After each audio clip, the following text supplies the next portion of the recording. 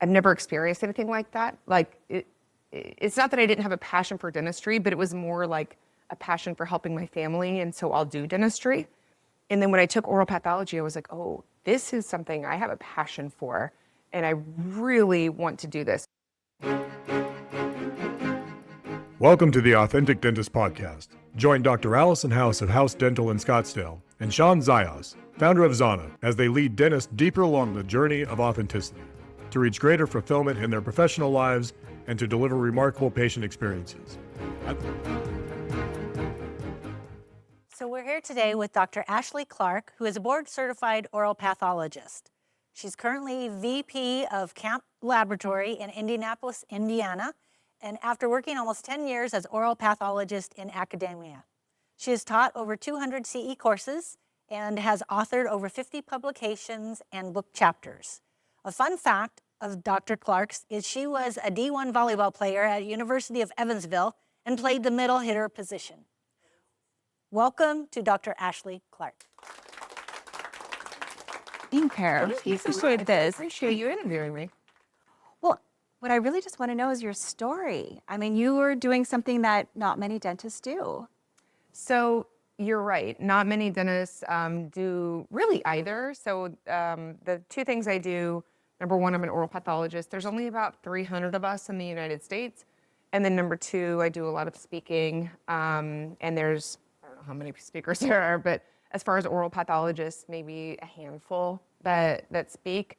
So I'm really lucky to be able to do what I do. And I'm happy to dive in. I don't know, luck. I think that you've worked hard for this. I mean, I think it's both. that's probably true. Yes, I think it's both. So I think that I have been very lucky to get opportunities, but also if I've gotten the opportunities, done well. So You did it. I know. I don't like saying that. I prefer to say lucky, but no, I think it's both.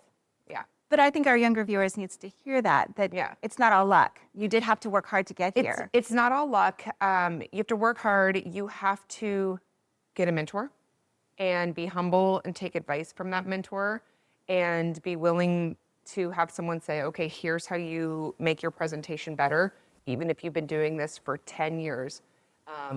If you're familiar with Dr. Mark Hyman, Yes. yeah, everybody is. He's my speaking mentor, and I invited him to come watch me speak a few times. And he sent me like 3 pages of notes, like keep doing this, maybe try this, keep doing this. And no matter how long you've been doing it, it's always helpful to take feedback and make alterations. So I think that's something I excel at. Like I don't have a big ego. I like a lot of attention. I don't have a big ego. So I'm willing to let someone, as great as Dr. Hyman come in and sort of give me all the good things, all of the things that maybe could use some improvement and make adjustments. But also the luck part came in because I got a job at University of Texas at Houston, which I got that job for being good at my job. So that's not so lucky, but the lucky part is when I was there, I was offered opportunities that I might not have been offered if I was working somewhere else. So both really played into it. So let's back up. Tell me how you ended up going to dental school and then becoming a pathologist. I went to dental school because my goal was to go for 4 years to graduate school, have a great career where you make, not millions of dollars, but a solid income to be able to care for your family. And I didn't really want to do a residency. And I knew if I went to medical school, you have 4 years and then a residency. And dental school is just the 4 years. And then you did a residency. And then I did a residency. So I chose dental school for that. It's a really great career if you want to be a working mother, if you want a nice solid income, a great career. And I stand by that. That was a great decision, but I didn't realize when I got to dental school how wonderful and great I would be at the academic portion, but how terrible I would be at the hand skills. No matter how much I tried and how much practice I put in, I just couldn't get it together with the hand skills. So I just called my parents and I said, I'm going to have to drop out and go to medical school. And they said, stick with it. Just give it another year, wait till you get to clinic and see if that helps. So I stuck with it. In my second year, the first semester of my second year, we took oral pathology. And the very first oral pathology lecture, I was like, oh, that's why I'm here, is I'm going to do this. Yeah. So that was really, I've never experienced anything like that. Like, it's not that I didn't have a passion for dentistry, but it was more like a passion for helping my family. And so I'll do dentistry. And then when I took oral pathology, I was like, oh, this is something I have a passion for. And I really want to do this. So I went to my instructor, and his name is Nadim Islam. He's currently at University of Florida. And I said, Dr. Islam, how do I do what you do? And he said, go to clinic, wait till you get to use your hand skills and you're seeing patients and it's not such, a 24/7 studying thing, and go to clinic for a year. And if you still want to do it, come back to me. So 366 days later, I knocked on his door and I said, how do I do what you wanted? How do I do what you are doing? And he helped me. A couple other professors, Stephen Haug, who's a prosthodontist, I went to him and said, I want to be a pathologist, please help me.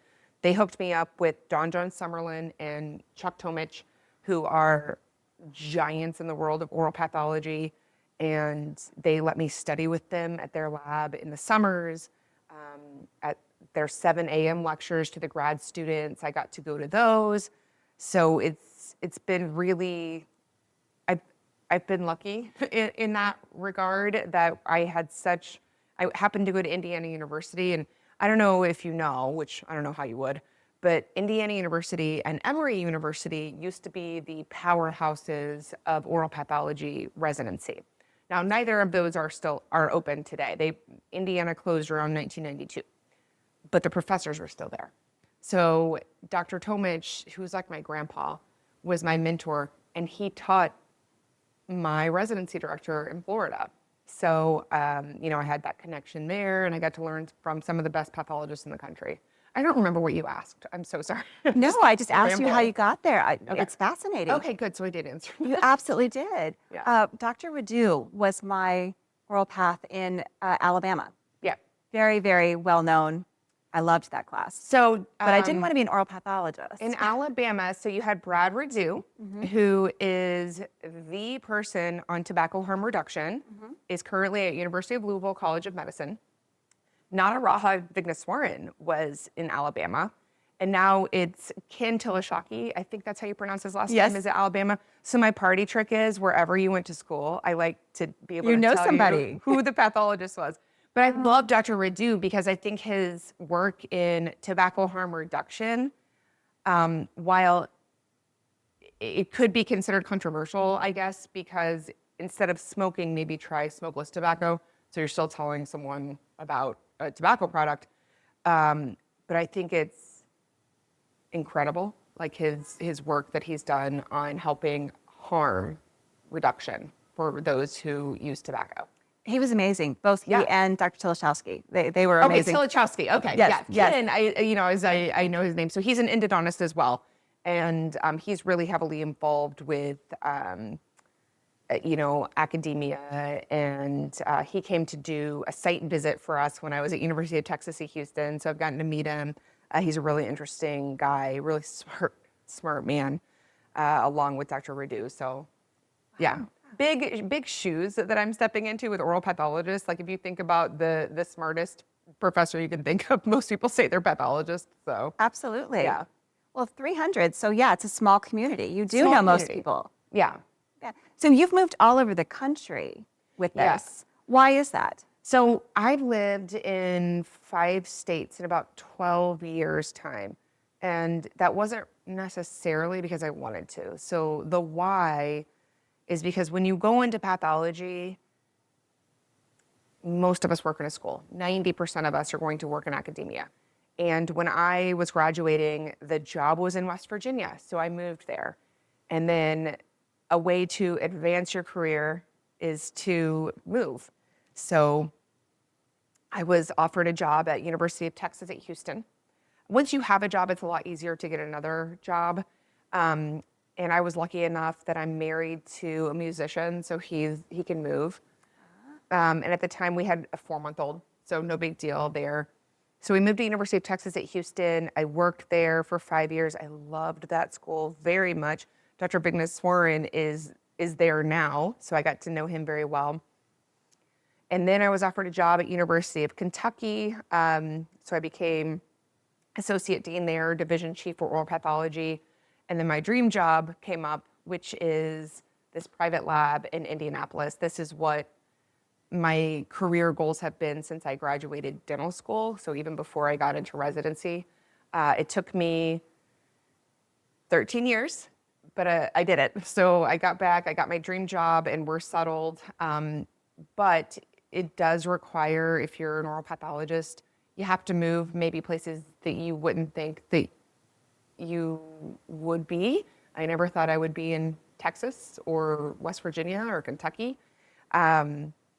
And then if you want to sort of advance in academia, because this private practice thing wasn't guaranteed, so I focused on, okay, I want to be a dean. That was my career goal.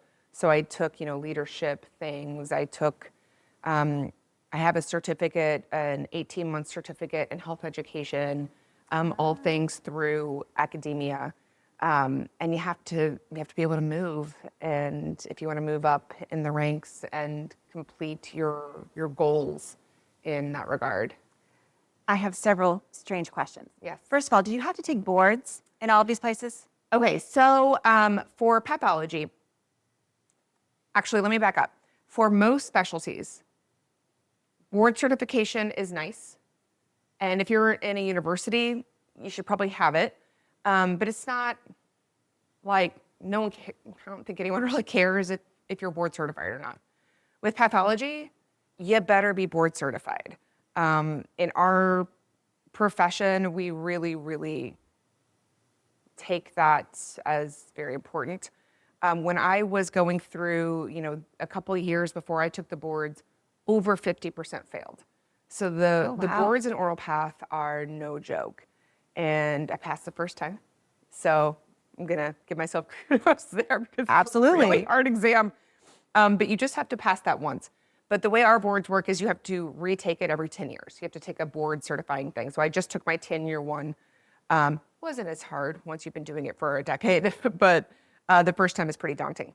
As far as the licensure, in West Virginia, I had to have a teaching license and a state license. In Texas, I was good with just a teaching license, so that's all I had. And in Kentucky, I had to have a state license. And then I've had an Indiana license the whole time. In Florida, just a teaching license. So it just depends. Getting licensure in different states is complicated. Very complicated. There's a reason we don't move around. And expensive. Yeah. So for And example, continuing education that you have to keep that license. and the CE and each state, so I've dropped them all but Indiana now because I know I'm set where I will be, which the conventional wisdom is don't drop your licenses, so I've dropped my West Virginia and Kentucky license, but each state has different requirements. So you have to have X amount of hours in person. For Indiana, you have to take an Indiana-specific ethics course. So there's different CE requirements for each of those. When I was applying for my license in Kentucky, I had to have the people from Indiana and the people from West Virginia send Kentucky information. I had to pay a fine. I had to take, in each place, their jurisprudence exam. And at West Virginia, you have to drive to the place where they give the exam, and they only offer it twice a year. Oh, wow. And it's 3.5 hours south of where I was. So when I got my job in West Virginia, I had to take a week or a day off, like 2 months into my job, and hope that I passed this in-person jurisprudence exam, and then they interview you in West Virginia. It's a whole thing to get your license there. Whereas in Indiana, it wasn't, it wasn't like all of that. They mail you the jurisprudence. With Kentucky, they mail it to you, but it's different state to state. You've also written a bunch of books and papers and lectures. And how does that have to happen in academics, or do you do that in private practice? Is that something that's required? It is necessary if you're in academics. Not necessarily book chapters, but if you are involved in academics in any way, and I'll just give a caveat. Like I see people say, "Oh, you're tired of dentistry. What's a new career? Go into academics." No, academics is a career. It's a whole different ballgame. It's a whole different ballgame. You have to have scholarly activity if you want to be promoted, if you want to keep your job. So the reason I have so many publications is because it definitely is required of me, not just to have those publications, but to also, you have to build a name for yourself in academia if you want to be promoted. And I was tenure track. In clinical track's a little bit different, whatever, I'm tenure track. So you have to have a national name to get promoted. And that might look like holding an office in a national organization, but you have to do something. So that's why I wrote so many books. I wrote book chapters, to be specific. The first time I wrote a book chapter, I swore I would never do it again because it took so long and it was such a tedious process. But then I was offered to be the co-author on Doug Gennep's book for head and neck pathology, and that's like prestigious. And I was like, I can't turn this down. So I did that, and now that I'm out of academia, I for sure will never write another book chapter again. It takes so long. If you want to do a good job, you have to look up, if you want to do a good job, you look up every entity, all the papers you can find on each entity, summarize it, find the best treatment, find the position papers. And then there's like, 100 entities? So it takes a very long time. Now that I'm in private practice, I do not enjoy scholarly activity in that way, so I don't do it. But there are some people in private practice who love it, so they continue to do that. If you're in academia, however, it's required. So what I do now that I'm in private practice, I'm afforded the opportunity to be able to pursue my passions. And my passions are teaching and slides. So during the week, Monday through Thursday, I get to look at glass slides. I get to sign out 10,000 cases a year. My volume is very high. And then on the weekends, I get to teach. So, and I don't say I have to. I never say I have to when it comes to my job. I say I get to. And, I just got chills. I love my job so much. And I just That's amazing. I don't think a lot of people get to say that. Like, I'm so excited to go do my job. So I'm lucky. That's, lucky. Yeah. 'Cause you love it. I do love it. I do work really hard at it. You have to have both. I'm good at it. You have to have both. But yeah, I'm really lucky. What does a day look like to you? So it depends on the day. So my Mondays, when I go back to work on Monday, I will have everything from Friday because I was here, so I didn't sign out any cases. So I'll have my Monday and Friday cases to sign out. Tuesday, I'll work.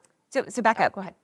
For our viewers, what does that mean that you're signing out? Are you just looking great. at slides? Are you writing reports? What does the day look like? So on Mondays, I will get to work around 9:30. I will have stacks of glass slides. So I'll probably have close to 100 on Monday. I will look at the glass slide and I look at it blind, and then I'll go to the paperwork and make sure so I look at it blind to make sure it's for a lot of reasons, but number one, I don't want my judgment to be clouded by what the clinician thought. So I'll try to figure out what I think the diagnosis is, the age of the patient if possible, the location. Like I try to form all that in my head. Then I go to the paperwork and see if it all checks out. And then I make a diagnosis. So I do that on Monday through Thursday. And it takes, usually it's about noon. And then in the afternoons, now Monday, it'll take longer than that because I have 2 days worth. On Tuesday afternoon, I will do what I call business stuff. So I run the practice. I'm actually the president now of our laboratory. So we have a dermatopathologist and myself. I do oral pathology. So I run the business. So that's sort of my admin time is Tuesday afternoon. Wednesday morning, do sign outs, and then I'm on a tumor board. And that consists of otolaryngologists, ENTs, who do surgery on patients where I've signed out the cancer.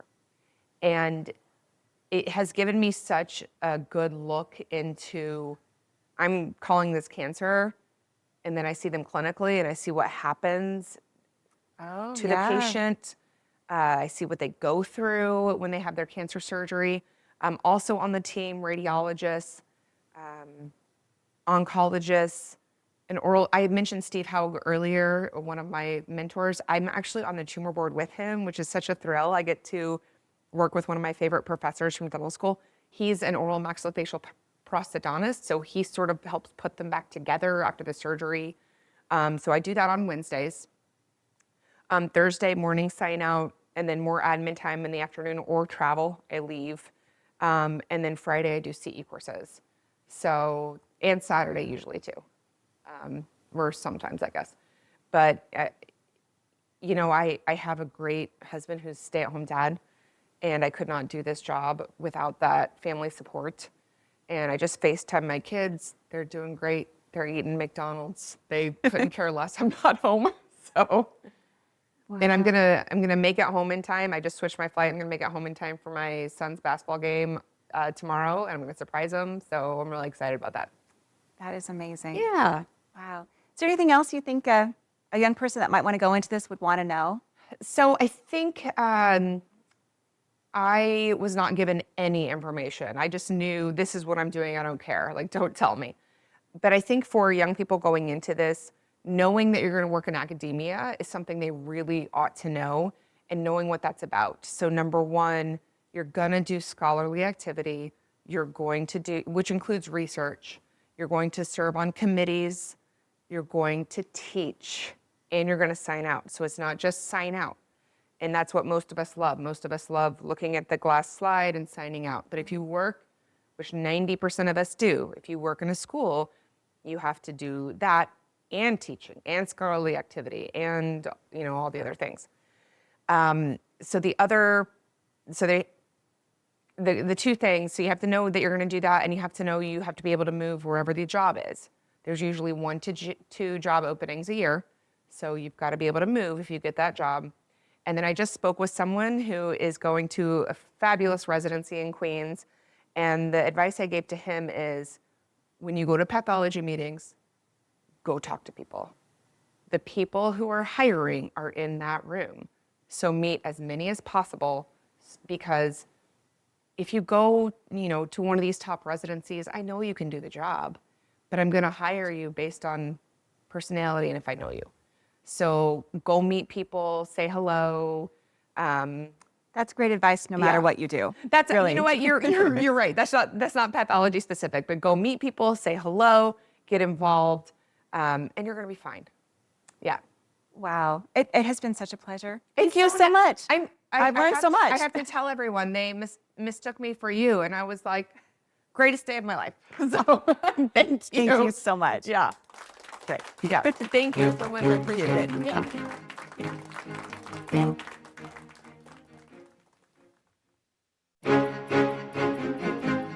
Thank you for listening to the Authentic Dentist Podcast. To join Allison and Sean on this journey, hit the subscribe button to never miss an episode. Here's to your success. Express yourself fully. Live authentic.